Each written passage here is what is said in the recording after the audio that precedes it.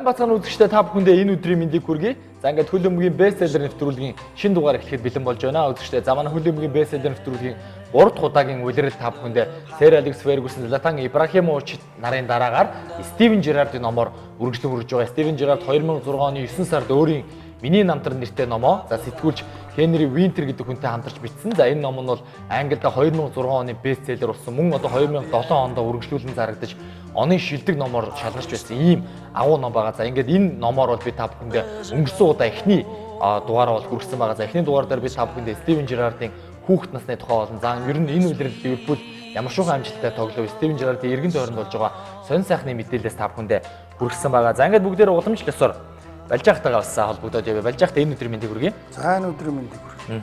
За Стивен Жерардын хоёулаа эхний дугаар явсан. Одоо бол мэдээж хоёр дахь дугаар эхэлж байна. Хоёр дахь дугаарын эхлэлээс та нэг оршлоосоо ямар шуухан юм ярмаар байна те. Одоо Стивен Жерард бол ер нь олон хөл өмгчний карьерийн замд дүгнэрсэн олон амжилт, олон хар зүйлүүд байгаа. Тэгээд хоёулаа бас яриад хэлсэн байгаа те. Тэгэхээр өнөөдөр бол одоо хоёр дахь дугаараар Стивен Жерардынхаа хувьд бол одоо ингэмээр байна л да. Ер нь манай Монголын фанатууд бол одоо ерөөсөө 2005 оны Стамбулд болсон пеналаас хойш бол Ливерпулийг дэмждэг болсон хөгжим дэмжигч нар бол ерөөсөө үнэхээр одоо зөндөө байна. Тийм учраас бол одоо тэдгээр хөгжим дэмжигчдийн бас нэг цусндах адреналины хэмжээг ихсэх зорилгоор 2005 оны Стамбулын пенал гэсэн одоо энэ хэсэг бол одоо гайхамшиг гэсэн хэсэг бол одоо номны 17 дугаар бүлэгт бол одоо бичигдсэн байдаг. Тэгэхээр бүгдээрээ өнөөдрийнх нь нэвтрүүлгээр бол одоо энэ Стамбулд бол одоо яг юу болж исэн юм бэ гэдэг талаар бол одоо ярилцвал зүйтэй болов гэж одоо миний хувьд бодогдоод байна юм. За тэгээд бүгдээрээ нэвтрүүлгийнхаа эхэнд Стивен Жерардын хоёр дахь дугаар бол би та бүхэндээ хүргэх байгаа. За нэвтрүүлгийнхаа бүгдээрээ уламжлалсаар нэг бичлэг видео үздэг байгаа. За энэ удаагийнхаа видеогоор бүгдээрээ Стивен Жерардын шилдэг 10 голын гайхалтай одоо миксийг үзчихээ. Тэгээд студид эргэж уулзаад амттай хараад эргээд орё.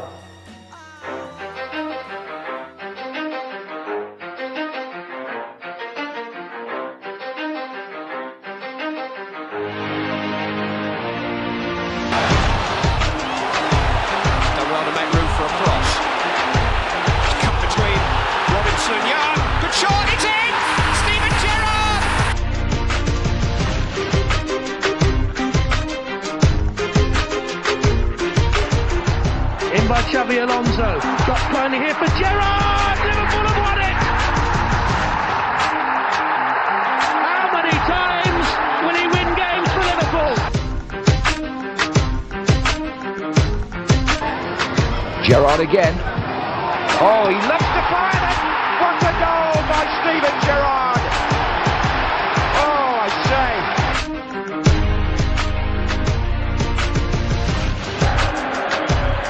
Gerrard. Oh, and it's a brilliant goal. It's a brilliant goal from Steven Gerrard. Liverpool are back in front.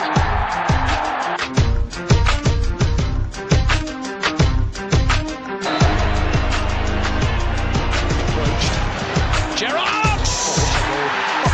That is absolutely superb.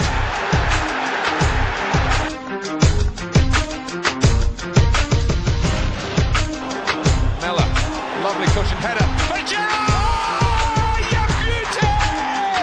What a head, son! What a head!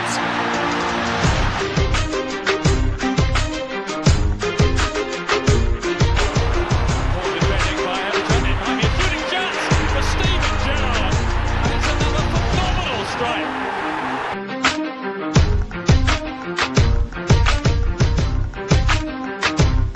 Gerrard. Nice strike! Oh, better than nice! Wonderful!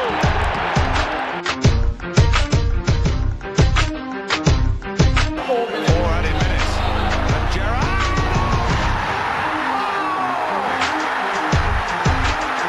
Stunning!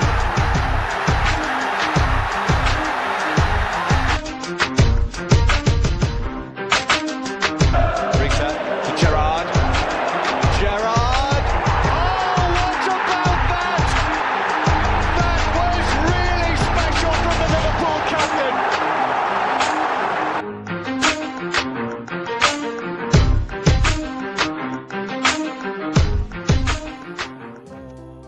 За ингээд хөлбөмбөгийн бестселлер нэвтрүүлэг үзэгчдээр Стивен Жерардын шилдэг 10 голыг та бүхэндээ толилцууллаа. За Жерардын одоо сумшиг хүчтэй цогцолтууд, за мөн толгоогоороо тоглодог баруун зүүн хөлөөрөө за тэгээ мэдрэмжтэй дамжуултууд ер нь бол Жерардын ур чадрыг манай үзэгчид одоо надаар хэлбэлтэхгүй үнэхээр сайн мэдж байгаа гэдэг нь бол ойлгохгүй хаа. За ингээд хоёулаа 2005 оны шидэт Стамбулын пенал дээр одоо уулзалтыг тий. За тэнд бол ер нь л одоо хөлбөмбөгийн параг миний бол ойлгож байгаагаар хамгийн шилдэг гайхамшиг тэнд тохиолсон гэж би боддог. Тэгээд үнэхээр гайхалтай зүйл болсон. Жерард өөрөө номон дээр чухам юу гэж бичвэ те. За Жерард бол одоо номон дээр яг энэ 17 дугаар бүлгийг бол одоо эхлүүлэхдээ ерөөсөө 48 цагийн өмнө бол одоо Стамбулд бол хүрэлцэн очсон гэж эхлүүлдэг юм л та. Тэгээд энэ дээр бол ерөөсөө 48 цагийн өмнө Стамбулд очиод ингээд зочдууд руугаа явж байхад бол одоо Кара нь бол одоо ганц найз нь Жими Карагердаа бол одоо хэлсэн гэж байгаа. Ерөөсөө замын хоёр талаар харагдаж байгаа тэр юунуудыг хөгжөөн дэмжигчид тэр нөгөө нэг чи ганцаар хизээж ганцаараа алхахгүй гэсэн дуугаа дуулж байгаа байдлын зэрэг хараад Карадаа бол одоо тэгсэн гинлээ. Биш Кара энэ Ливерпул дээр хүмүүлдсэн юм чи бүгдээрээ өөрөө дэрсэн юм шиг бол Кара урдаас нэг маадгаар арахгүй бол одоо инээж л байна. Тэгэл буудалтай яваад очсон чинь ерөөсөө нэг хүндрэл угцсан. Тэр хүндрэл бол ерөөсөө тэр Туркийнхэн ерөөсөө жоохон тийм зохион байгуулалт муу байсан болов уу гэж би одоо ойлгосон. Ливерпулийн улаан манай туттай цуг нэг бодолтой болчихсон. Ерөөсөө тэр чинь 2 хоногийн өмнө очиж байгаа 48 цагийн өмнө очсон гэж байгаа юм чинь ерөөсөө тэр 24 цагт унтах ёстой шүү дээ тийм. Унтаж амарна гэсэн ойлголт бол ерөөсөө байхгүй. Нөгөө дуул чинь нөгөө дуулдаг Энфилд цэнгэлд хүрээлэн чинь тэр хаяараа ерөөсөө цэнгэлд хүрээлэнгийн зүгэн дээр л одоо ерөөсөө бараг л нүдэн чаал унтахтай явж байгаа юм шиг бүрдгээ банны хоорондоо даалгааж үзэж гин бараг чихээ бүгэлж үзэж гин тэгэл ерөөсөө хоолнд орохгүйгүүд шатан дээр зургаад аруулсан ингээ тгийгээд ерөөсөө бүр аягүй хэцүү байсан гэж байгаа. Тэгээд ингэж явж яснаа байжсэн чинь маргааш өглөө осоод ирсэн чинь тоглох шуулганд 25 билет өгнөө л гэсэн гэж байна. Тэгэнгүүт л ерөөсөө Жерард гэхэд л бараг 50 билет байсан ч ерөөсөө хүрэлцэх ямар ч тийм үндэслэл ерөөсөө байх. 25 билетийг эхлээл аавдаа өгөн дараа нь Пол гээд ахтаа өгөн. Ахтаага цугуудаа хүүхдүүд ахынхаа найзуудтай болдоо хүүхэд наснда хөлбөмбөг тоглох маш дуртай байсан, ур чадвар өндөр байсан. Тэд нарт нь өгмөр байдаг ерөөсөө Карагертай л хэлсэн гэж байгаа Карада. Миний 25 билет цаанаас ирэхгүй байна гэсэн чинь л Кара урдаас нь харин тийм ээ гэж инээж ийн гэх. За ингээд ээжсэн чинь нөгөө Жерардын юу байгаа шүү дээ. Нөгөө би төлөөлөгч Струан гэж нөхөр тэр бол одоо Струаны хувьд бол одоо ерөөсөө тэр 25 билетийг хуваарлах гэж бол ерөөсөө толгой үүд татхааргүй амар тийм том ажилтай байсан. Пеналын тоглолтын билетийг. За тэгээд Струаныг зав гарангууд за Жерард минь мессежүүд бол одоо юу нэг амжилт хүссэн мессежүүд бол их ирж байна. Челсигийн Жон Терригээс сайн тоглороо дөрүүлээрэй гэж мессеж ирлээ. Арсеналын Терри Анригаас мессеж ирлээ гэдэг ингээд үзүүлсэн гэж байна. Тэгэнгүүт Жерард хөлбөмбөг гэдэг ямар агуу юм бэ? Бид нар бүтэн үйлрлийн тус бие биенээ тасдаж идэх нь олгүй байсан өрсөлдөгч нар пеналийн тоглолтод гараад ирэнгүүт бие биендээ амжилт хүссэн ийм мессеж бичнэ гэдэг ямар сайхан юм бэ гэж бодож ирсэн гэж байна. Тэгэнгүүтээ жилийн дараа 2006 онд чинь Арсенал пеналд үлдчихдэг шүү дээ. Тэгэнгүүт ерөөсөө Гарсен руу ерөөсөө битсэн гэж байна. Ерөөсөө маш хурдан Анри руугаа ерөөсөө хурдан бичиж хариуг нь ороод чамд амжилт хүсье чи заавал дөрвөлдөх ёстой шүү нэтэрэг гэж ингэсэн ингээд. Тэгэл ерөөсөө хэвлэлийн багвар явснаа бол одоо бичдэг юм билээ. Багийн ахлагчийн хувьд Европын хөлбөмбөгийн холбооноос гаргаж өгсөн машинд суугаад заасан газар дасгалжуулагчийн хамтаар заасан цагт хэвлэлийн багвар дэрнэ. За ингээд хэвлэлийн багвар явахад Кара дараас нь ой стил гэж юм яасан. Тэр цом момн харагдах юм бол нөхөр минь тэр нь гар үрж болохгүй шүү. Гар үрэх юм бол ерөөсөө тэгээд төрүүлнэ гэж ерөөсөө байхгүй шүү. Тэгэл хэвлэлийн багварал дээр явал орсон чинь өөрийнх нь дэргэд одоо үнэхээр өхөхөөс устдыг үзсэн Паоло Мальдини энийгээ сууж исэн гэж байгаа. Мальдини энийгээ сууж хахад Жерард хажууд нь очиж суусан чи юу вэ? Өөрөө нэг жоохон өгчгөл өөрийгөө утсан гэсэн. Йоо энэ агуу амтан бүгдийг үзсэн те. Энэ цомыг дөрөв өргөцсөн. Би тэгэхэд ганц өргөх гээд ингээ ганц удаа финалд ирсэн байж байгаа. Дотроо шууд тгсэн гэж байгаа. Пауло Чин цомыг 4 хүргэсэн шүү дээ. Энэ удаа чи надад өгчлөлтөө гэж өөрөө гомоор санагдаад байсан гэж байгаа юм. Тэгээд ерөөсөө хэвлэлийн багварал дээр нөгөө мөнгөлөг дэлдэн чигтээ цомчны ингээл эргээд ингээл гялалзаал ингээл байж байгаа юм. Нааши өрөөдрөө чи Стив чи намайг өрөөд аваач тэ чи намайг маргааш толгой дээрээ өргөнө гэж бодож байгаа юу гэж дуудаад байгаа юм шиг санагдсан. Би тэр цомыг очиод ерөөсөө бүр ингээ барьж үзээд ингээ үнсээд ингэмээр санагдсан. Хэрвээ тэгсэн бол буцаад очиход Кара намайг бараг байхгүй болгоно. Хэн чамайг тэр цомонд хүргэсэн ингээд. Тэгээ бас тэнд нэг шодлт модлт болсон юм байна л да. Тэрэн дээр нь Жерар хожигдсон юм байна. Талбай дээр гарч ирээд бөмбөг авах шодлтон дээр бас ажигдсан. Бас ажигдчих. Тий. Тийм. Дараа нь 11 метрийн дагуулын зохил шодлтон дээр шодлтон дээр дахиад ажигдчих. Тэгээ ерөөсөө тэр чинь тэр нэг хаалга сонгох дээр л ажигдж байгаа юм уу? Тэгээ ерөөсөө ингээд тэгсэн чинь Пауло Мальдини би эхэлцгэнаа. Тэгээд ерөөсөө Пауло бол ерөөсөө бүр ингээд томроод байсан. Пауло Мальдини чи өөрөө ч гоё залуу тийм. Мальдини чинь тоглолт дөнгөж эхлээл гол хийсэн шүү дээ. Пирлогийн тэгэл ингээд үдсэн гин. Тэгэл очоод за ямар ч байсан цомонд хүрсэнгүү барьсангүүгээд ороо нэрөөсөө өрөөндөө жижигхэн хурал хийж гин. Томчуудын зүгээс нөгөө Дитер хаамны чинь Дидигээ дуудаад тэгээ Дидигээ оруулж ирж гин Карагаа дуудаж гин тэгэл ерөөсөө хин Сами Хьюпа одоо ингээд ерөөс дөрүүлээ суугаад за Миланы ерөөсөө энэ байр ийм одоо дөрүүлээ ерөөсөө яг Арапагаас бол зөвлөгөөгөө бол аваагүй байгаа Рафаэл Бенитесээс тэгэл ингээл ярьж байгаа л тэгэл нэг хааха өөрөөсөө зоригжуулаад те ерөөсөө ганц хэлсэн үг нь Жерардын өгүүлбэр бол номон дээр тэгж үүдэг баг. Энэ жилийн аваргуудын лиг эхлэхэд бид нарыг финал дэрнэ гэж юусэн хинч бодож байгаа. Тий. Одоо бүгдээрээ энэ олон боломжгүй юмыг хийсэн юм чинь одоо хамгийн сүүлийнх нь боломжгүй хийч. Өнөөдөр тэр хэвлэлийн багварал морал дээр бид нарыг ерөн дөрүүлнэ гэж тоож байгаа амтыг ер нь алах.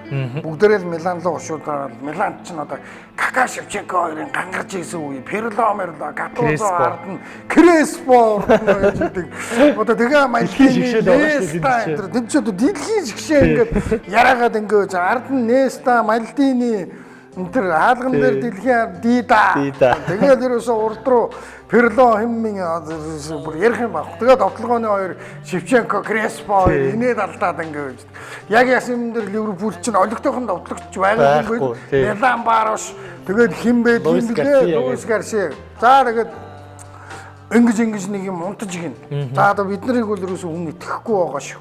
Одоо бүгдээрээ л ерөөсөө хамгийн байж боломжгүй л одоо тийм одоо стол толгой дээр бүрээ өсрөндөө ер нь одоо үнэхээр зангарахтаа үзэн гэж унтаж гин маргааш нь гараад ерөөсөө тэр Ататюрк цэнгэлдэх рүү явсан.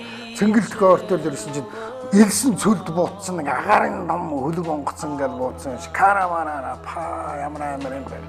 Тэгэл ерөөсөн нэг Ливерпулийн банаа додж автобусны хоёр цонхоор ерөөсөн зүгээр автобусны урдуур орчихгүй л тэнцээ ерөөсөн зүгээр дараад ерөөсөн үзүүлээд өг тастаад өг ингээд өг та нар чадна мадна.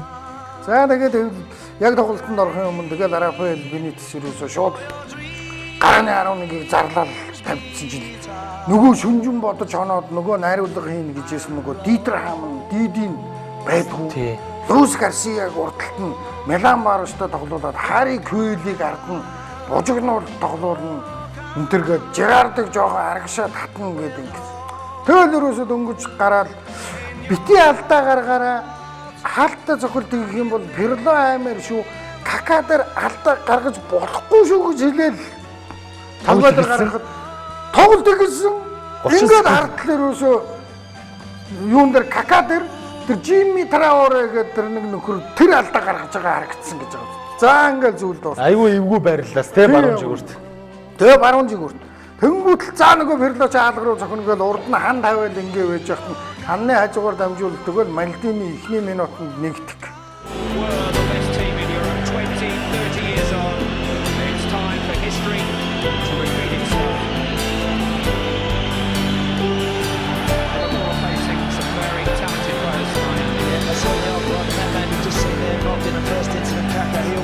Big threat, any free space in front of the Liverpool back four, you know he will get it, he will run, he will try and threat Shevchenko and Crespo. Got to be alive in these early stages of this game, you might switch on immediately. The Upstammer went and with Manchester United in 1999 as forward from the back.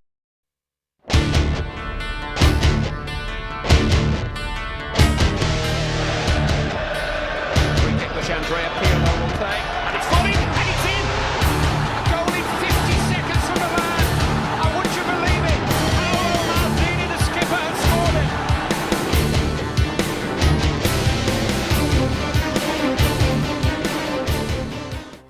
юу ч болоогүй. Юу ч болоогүй. Тэгээд дараа нь үзэл явж исэн чинь байхгүй шүү. Нестагийн гар үрээд гэж гин. Нестагийн гар үрчлээ гар гэж орилж исэн чинь шүүгч гарын шүгэл үлээлгүй сөрөг дотлогоо дахиж очиод Эрнэн Креспо 2-0. Here's Kaka. Lifted into Shevchenko. He's onside this time. He's got Crespo in support. Here's Hernan Crespo, 2-0. Hernan Crespo.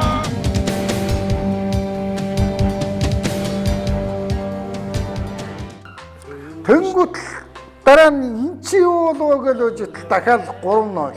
See what's going to go down the line. Look at that from Kaka. And what a pass too for Crespo. And what a goal that is. What's the goal that is? Hernan Crespo again from the sublime pass by Kaka. And Milan now playing football out of this world.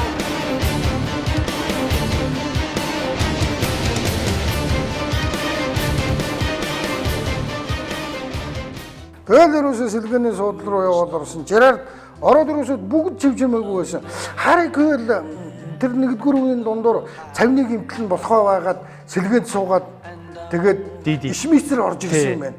Ишмицер орж ирэнгүүтээ баруун зүгээр тоглохоор болоод тэгээд ингэнгүүт нэг юм нэгдүгээр үеийн ингээ бүрэн дампуурлаар ингээ дуусангууд хэлсэн байгаа юм. Жерард Рафаэл Бенитесийг дасгалжуулагч орж ирэхээс өмнө гэсэн гэж. Бид нар хараа Арапагийн нэгч зөвлөгөөг биелүүлсэнгүй штэ. Одоо бидэнд ерөөсөө ингээд юугаа алдаагаа залруулах 45 минут л байна. Бүгдээрээ алдаагаа залруулъя л да. Та нар яагаад ингээд биений хараад сайн тоглороо гэж загсан гэж байгаа туслах дасгалжуулагч нь за багийн ахлагч юм чинь чи гараад багаа зоригжуулаарай. Миланыхантай бити ойртоороо жоохон олхон буруу хараа зогсож байгаараа шахууны юм ярьсан гэж байгаа. Тэр болгоныг ингээд тоглолтын өмнө бол ёсчлон биелүүлсэн байгаа юм. Жерард ингээ бүгдийг ингээ зоригжуулаад бид нар ингэ ирсэн хараа. Тэгээд одоо та нар эргээд хараа. Энэ хөгжөөний дэмжигчдийнхээ хар. Эднэрийнхээ дууг сонс, эднэрийнхээ бод. Одоо өстө миний хөө ээжигээ бод ихорном бод гэдэг шиг бүгдийг хэлж тэгэл тоглолт төлөвлөнгөд тэгэл дампуурч. За ноён Арапа ороод ирж байна. Арапа орж ирээд шууд хэлсэн гэж юм ерөөс.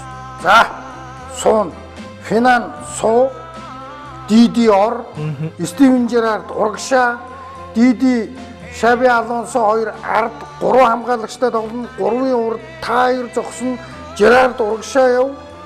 Ерөөсөө өөр юм байхгүй. Одоо ингээл үзнэ. Өөр одоо ерөөсөө ямар ч аргагүй. Хамгийн энгийнээр тайлбарлах юм бол 3 хамгаалагчтай 7 товтлогчтой л гэсэн үг шүү. Одоо ерөөсөө бараг л тийм л болов тий. Тэгэл ерөөсөө за тэгж ойлгож болно. 3 хамгаалагчийн урд Шаби DD 2 зогсоод энэ 5 хамгаалагчтай бусд нь ерөөс товтлоо. Та нар тавуулаад товтлоо. Одоо ерөөсөө дараа ард ерөөсөө. Одоо алдах зүйл баг. Одоо алдах зүйл баг. За тэгээд зөрөгтөө тэгээ 2 дугаар үеийн засварлагаанаар өрөөнөөсөө гарах гал өрөөний хаалгангоо хотлоо Ататүрк гэдэг дуулж байгаа дуун сонсогдож ирсэн гэж. Йоо ямар амар бид нар ийм хөгжөөний дэмжигчтэй байж юундаа ядг юм бэ гэл тэгэл гарсан. Жерардын толгойд ерөөсөө би л тоглолтыг эргүүлэх хэрэгтэй. Багийн ахлагчийн хувьд ерөөсөө би л ингэх хэрэгтэй гэсэн бодол эргэлдэжсэн. Тэгэл тоглолт 2 дугаар үеийн ихтэл начхансан. Ерөөсөө нэг хаях гэж үзээд тэрийн Капуч байна уу, хинж байна уу салгаад эргээд бөмбөг ирээсээ дагаад ирэнгүүт нь дахиад хайсан чинь амжилттай болоод тэрийн Жерард мөргөөд нэгт. We shall see.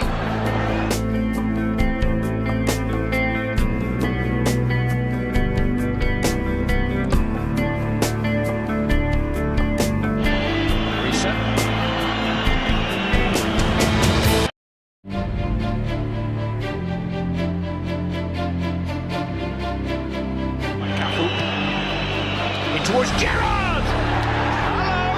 Hello! Here we go! Steven Gerrard puts a grain of doubt in the back of Milan minds and gets...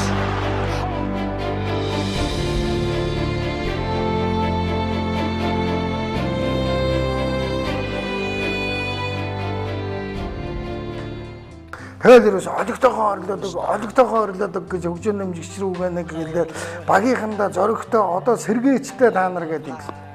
2 дахь гол Ишмицерийн гол. Ишмицерийн гол холоос цогсон нэг ядсан цохилтын гол биш. Жерард бол ерөөс итгээгүй. Ихэнх нь итгээгүй гэж. За нэг цогчлоо доо гэж одоо тэгээс юу гэж л буруу харчих вэ. Тэгээд нэг юм араас нь гордол хаа байжсэн чинь явсаар байгаа л яваа.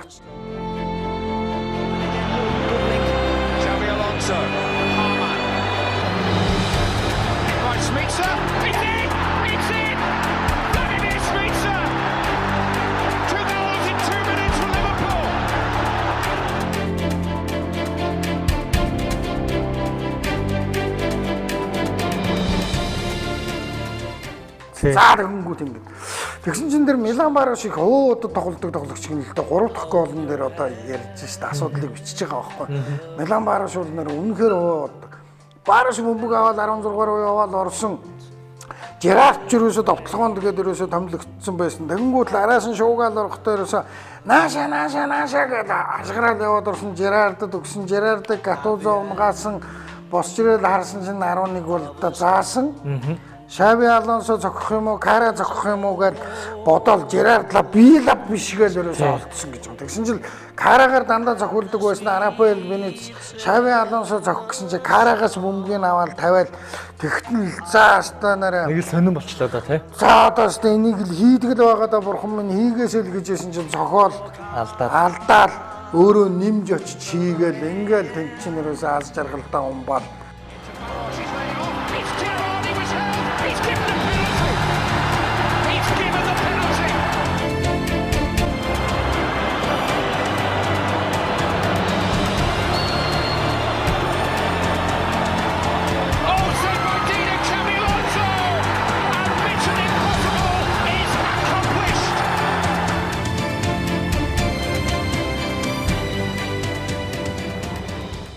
тэгэл ерөөсө бодсон бодол нь ингэж утсан.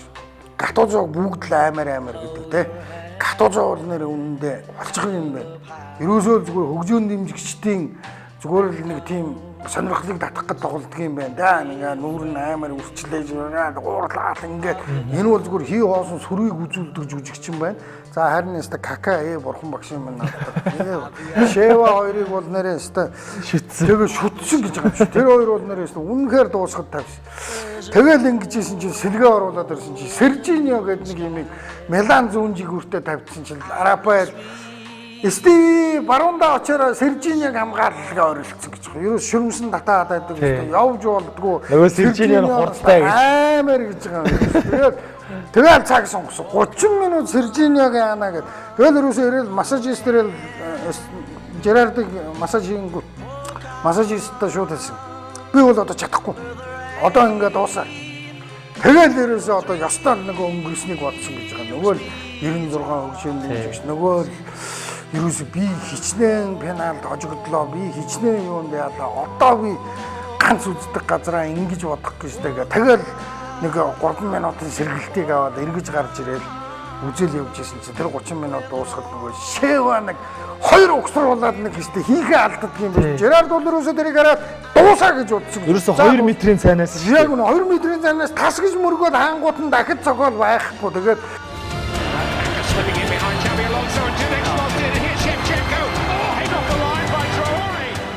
тэр дүүдэх бол нэрээ үнэхээр тэгэж ерөөсөө орчлон орвоо дээр хааж үзээгүйгээр ерөөсөө 2 угсарсан зохилтыг хаагаа тэнгүүд ийм хаалгастай юм чинь бид нар бол ерөөсөө туунаад л гээл тэгэл 30 минут дуусчихна. Тэгэл 11 метрийн дургуулын зохилтыг зохихоор бол яваад өгч гиндэ. Тэгсэн чинь Ларафа хин зохих уу гэдэг бодолтой харж нэг 8 нөхрийг томилж гин 8 дундаасаа Португал дээр яг 1 2 3 4 5 гээд 5-ын нэрийг өгсөн чинь Жерардыг 5-д нь биччихэн. За одоо ингээд 5-д нь одоо зохихоор олж байна дээр. За үзье. Манай хүн ч юусэн айгаал байдаг шүү дээ тоглож үзсэн. Тэгэл ерөөсөө за одоо үзье. Тэгээд эхлээл гарангуудаа Сержиньо үзэгчд рүү хийчт юм байна л да. Тэгэл ерөөсөө тэгсэн чинь Сержиньог алдсан чинь Жерардыг тэрвэрж ийсэн 2 нөхрийн гар зүгөр улмал баг шиг жангараалаа нэг шиг өрөөс.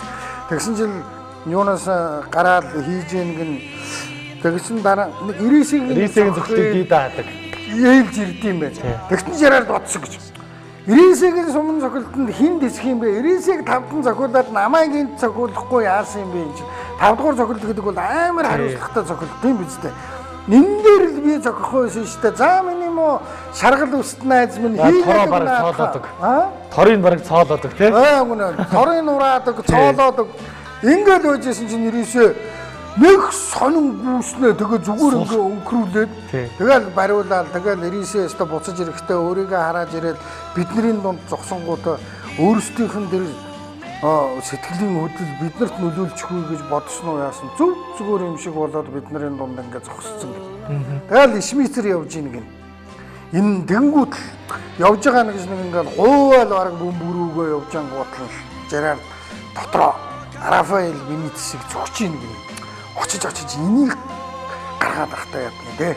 Тэгэхэд Луис Гарсиа би зохиол доо гэдэг ингээд хоргоогоо гүгээд байхад харахад баталтай байсан гэж штэ. Тэр нэг 11 зохиолсыг тодруулж яхад тэгэхэд Луис Гарсиагаар зохиолохгүй энэнгээр зохиолоод байхад энэ тэр нөхөр нь нөгөө Шмитер чинь нөгөө тэр зохиолтыг зохичоод явж байгаа юм байна л нөгөө Дидье Дрогба нэг 12 онд Челсид нэг зохичоод аврагуудын лигийн финал дээр тэгээд нөгөө гэрэн дуусаад явж энэ явж байгаа амтнаар ингэж идэг нэрээ фи гэж одоо юусэн нөгөөх нарын цөм зөхөөд хийж тээ. За ингээд нэг юм явсаар байгаад адагсан чи тэр хэн нэрж дүүдхээ хаахад 11 зохихоор гарахт нь Карачи юусыг янзын мэдхгүй юм байдгүй гэж. Кара гэсэн чинь дуудкнаш бүрөөдрөнгүүд нь чи спагетти хаалт хийгэрэй гэж. Спагетти хаалт гэж яадаг гэсэн нөгөө савчгнаад ингээд байдаг. Энэ хаалт ингээр өстө хүн самуураад хаашаа зохихоо мэдхээ байдгийг ирэхээс нь зохихоос өмнө чи нэг баахан тэгээд алчханаараа л гэсэн юм. За тэгээ нөгөөх нь тэрийг хэрэгжүүлж гин уг нь ийм хаалтыг 84 оны аврагуудын лиг дээр Гробилайр гэж Ливерпулийн юу хийж исэн юм байна. Хаалгач. Тэгээд ингэж гин Карагийн зөвлөгөө чамжилттай болж гин Жерард дээр 5 дахь цохилт ирэлгүйгээр асуудал наан шийдэгдээд за ингээл төрүүлсэн одоо түүхтэй. First penalty from Milan. Oh! That'll do. It's Pirlo. He's done it! Shibril Cisse. 2-0. Thomason. He scored. Leonardo Risa. Oh, Medina reached it. The Brazilian Kaka. To the reach of the net by Kaka. It's Spitzer. Match point. Must score, he must score.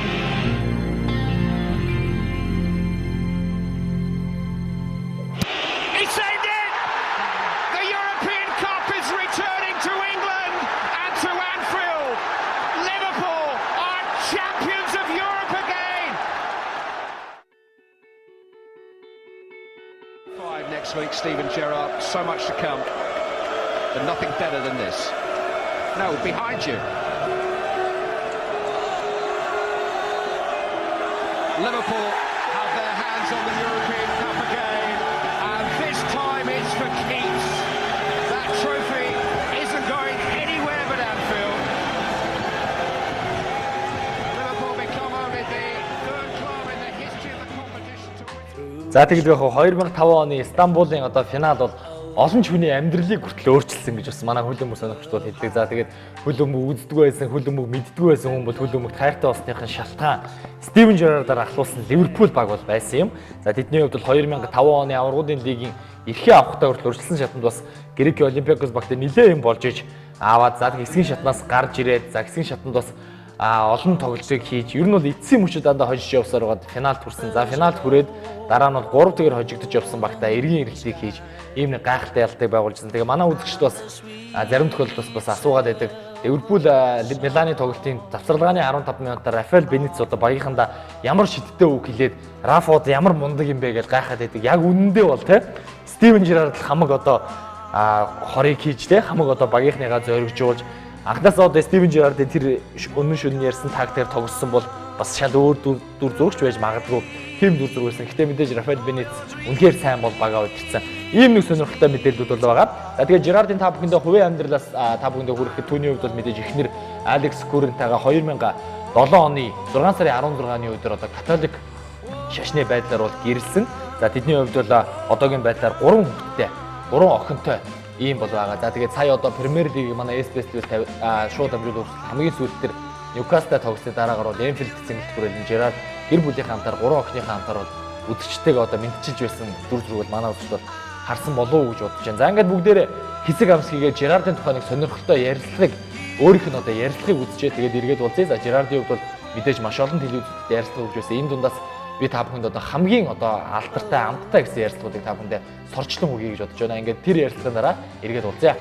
Таныг Манчестер Юнайтед очих гэж байсан гэж ярих юм. Энэ тухайга та ярьж өгөөч. Би 13 настай байхдаа Манчестерийн хүүхдийн академид шалгуулж байсан юм. Тэгэхэд тэд надад 7 жилийн гэрээг санал болгож байсан юм аа. Энэ бол Манчестер болон миний хувьд анх удаа холбогдож байсан нэг тийм зам байгаа. Мэдэхгүй юм да. Хөл өмбөг бол тэр чигтэл сэтгэл зүй байдаг. Чи боломжийг ашиглах үгүй нь ганц чиний л байдал шүү дээ. Чиний бодол, чиний л үзэл суртал. Би бол өөрөө Алекс Фергюсны том хөгжөө нэмжигч. Тэр миний хөл өмбөг тоглох бас нэгэн шалтгаан болдог юм. Мэдэхгүй юм да. Тэр боломжийг би аваад ашигласан бол одоо юу ч болох байсан юм билээ. Тэр намайг багтаа авахын тулд их л хичээсэн. Бүр 10, 20, 100 удаа санал тавьсан. Мэдээж би тэр болгонд саналыг нь үгүйсгэсээр л байлаа. Том шүтээнийхээ саналыг үгүйсгээд байх тийм ч амар байгаагүй. Манчестер Юнайтедийн асуудал ийм байсан байж. Таныг тэгвэл Челси авах гэж улаардаг байсан талаар ярьж өгөөч. Тийм ээ, тэд 2005 болон 2006 онд намайг багийнхантай цуг амралтаар, аяллаар яваач гэж гуйж байсан. Мэдээж тэд намайг багтаа авахын тулд энэ бүхнийг хийж байгаа шүү дээ. Яг тэр үед Челси Жозе Мориниогийн удирдлага дор гайхалтай тоглож байсан. Мөн манай баг тэр үед уналтын байдалд байлаа. Баг нэг л явж өгөхгүй, Премьер Лигт дээгүүр байран жигсэхгүй байсангүй. Дант сайн юм дасгалжуулагч Рафаэл Бенитес бидэнд байсан нь л тусдын болдог байлаа. Би түүнтэй олон цагаар багаас явах тухай ярилцдаг байсан. Тэгээд хамгийн чухал нь, хамгийн гол зүйл бол багтаа үлдэж үргэлжлүүлэн тэмцэх гэдэг шийдвэрт хүрсэндээ. Another giant step towards history for Liverpool. They're 5 clear, 10 wins in a row. You can see and hear what it meant to him, the Liverpool captain, with Jeff Shreves. Яг энэ тоглолтын дараах сэтгэл хөдлөлтөө бидэнтэй хуваалцаад тийм ээ, миний сэтгэл үнэхээр хөдөлж байна. Үнэхээр хөдөлж байна. Гэхдээ юу гэж бид тайван байх ёстой. Энэ 3 оноо, ялангуяа Манчестер Ситиг хоцсон энэ 3 оноо, энэ тоглолт маш чухал байлаа. Энэ хожил биднийг төрүүлэх ёстой гэж хилээд ч байх шиг санагдж байна. Урт аяллаа маш том хөдөлгүүр нь энэ байлаа. Үнэхээр урт 90 минут байлаа. Маш олон зүйл талбай дээр болсон. Эхлээд хожиж яваад тоо тэнцэгэд урам хугарсан. Гэхдээ бид үргэлжлүүлэн тэмцээр л байсан. Филиппе Коутиньо бидэнд хожлын гоолыг авчирч маш том 3 оноог авчирлаа. Одоо бид дараагийн 4 тоглолтонд нямба хийж Премьер Лигийн мөнгөлөг цомыг толгой дээр тавихыг хүсэж байна. Гэхдээ юу ч болоогүй байгаа. Юу ч болох болоогүй байна. Та тоглолтын дараа багийнхантайгаа уулзаад маш их сэтгэл хөдлөлтөөр багийнхандаа үг хэлж байсан. Яг юу гэж хэлсэн юм бэ? Энэ чиний асуудал биш ээ. За ингээд хөлөмгийн бестселлер нэвтрүүлэг үргэлжилж байна үзэгчдээ бид бол мэдээж Стивен Жерард гэж Английн шигшээ баг болон Ливерпулийн домогт ахлагчийн талаар ярьж байгаа. Би та бүхэндээ нэг дахь дугаараа өргөсөн. Энэ бол 2 дахь дугаар явж байна. За 2 дахь дугаар маань ерөнхийдөө өндөрлөх төгсөн байна үзэгчдээ. Энэ дугаар бол ерөнхийдөө тэр чигтээ одоо 2005 оны Стамбулын финал бол яваад байгаа. За тэгээд цомын авраг болсон. Аврагуудын лигийн авраг бол болж чадсан Стивен Жерард. Дэлтэн чиг цомыг бол ямартайч өргөж чадсан. За тэгээд цом авсны дараагаар бас Ливерпулд бол нэлээд сонирхолтой зүйлийг номон дээрээ бичсэн байсан те. Ер нь тэгээд юу л да тэр чинь тэгээд нөгөө ингээд төрүүлээд ингээл тэр чинь бөөн баяр өөр бол хөгжөө нэмжигч нар дундуур нь чирээд нөгөө шүрмсэн татаад байгаа булчин задарчих гээд байгаа хөл дээрээ арай ихэд тогтч идэг. Тэгээд ингээд ерөөсөө орчин дорны мэдгс хөөгүй байж байгаа л тэгэл яг нэг ухаан ороод нэг өөрийн гэсэн ухаантай болж байгаа л харсан. Хамгийн дөрөв Шевченко ерөөсөө 11 алдаал тэр бичсэн тэр чигтэл л үйжсэн гэж байна. Тэгэхээр Шева дээр очиж бас нэг тайтгар амд мэнэ тэрэг гэж бодвол нэг тайтгаруулах маягтай нэг үг мөг хэлсэн байлгүй дээ. За тэгэл ерөөсөө тэгсэн жил Пауло Мальдини энэ төр явж ирээл тэгэл нэг коридор гарч зогссон юм уу яасан. Тэгэл за Жерард цом руугаа явдаа. Чи өнөөдөр энийг авах хэрэгтэй хүн гээл тэгтэл өөрөөсөө огшоол явцсан гэж байгаа юм. Тэгэл цомн дээр яваад очсон чинь Европын Олимпийн холбооны дараагаар Леонардо Юхансон гэдэг нөхөр байсан. Тэр ер нь Ливерпулийг авсан нэг жаахан тиймэрхүү сэтгэл дундуур байгаа маягтай байна гэл. За нөхөр минь чи энэ цомыг өргөөд одоо өөрийнхөө дотоод сэтгэлийг бол одоо бүрэн илэрхийлэн шүү гэж учраас тэхгүй ядгийн тэрийг би өстой хүнээр заалгахгүй гэдэг ингээд яриад ингээд зогссон. Тэд нар чи орондоо нэг тийм яриа үүсдэг юм биш. Тэгсэн чи би энийг л өргөх гэж би өнөөдөр энд зогс таны дээр гэж зогсож байгаа. Агийн наадах надаа хурдаа өгөөх гал тэгсэн чи тэндээс нөгөө бөөн хашгиралж байсан улс дундаас нөгөө л кара чинь чи наа цомоо манай ахлагчд хурдаа өгөөч юугаа игээд байгаа маа ингээд орилж чинь. Тэгэл Жерард цомоо барьж аваад өргөөл одоо тань чи ингээд бөө юм болоод одоо ингээд тэгээ орон ингээ буудалдаа ярьж гин буудалж ерөөсөө бөө юм болж Тэгээ бас нэг зохих хэмжээгээр ууж өрсөн байгаа үстэй. Тэгж жагаад Шаби Алонсо тэр хоёр нэг өрөөнд унтах хэвээр байсан гэн цомоо хараад унтах хэвээр байсан. Өглөө нь сэрсэн чинь нэг 2 цаг унтаа сэрсэн нар мар гарцсан нөгөө шүнжэнгүй байж гинжихгүй үрзээд л тэгсэн Шаби Алонсо алга нэг нь найз бүсгүйтэйгээ өөр газар хонохгүй явсан болоо даа тэгээд өглөө усчраа цомоо жоохон өхөөрдөж инхрийж жагаад төгчөд доошо заал руу орсон чинь доор бөө юм болцсон. Бараг л кара энэ цом аавна маань цом алга маань шүн хин хамгийн сүлд авч явсан гэвэж нэг өрөөнд байгаа штэ гэсэн чинь бүгдээрээ өрөөрөө нь очиод бүгдээрээ цомоо буулгаж ирээд тэгэл буцаар нисгэд ирээсөө Жерардд нэг онгоцон нисэх нэг таалагддгүй гэнэлтэй. Гэхдээ бол тэр нислэг бол хамгийн аз жаргалтай нислэг байсан. Тэгэл Ливерпулд буухад яах юм бэ? Ливерпулийн хөгжин дэмжигч нар зүгээр улаанаараа эргээ байж хад ганц нэг цэнхэр байсан гэж шүү доторноос. Бид нар гэхдээ нэг баярлах гэж ирээгүй ингээ харж байсан. Эвертон гэсэн үг шүү дээ.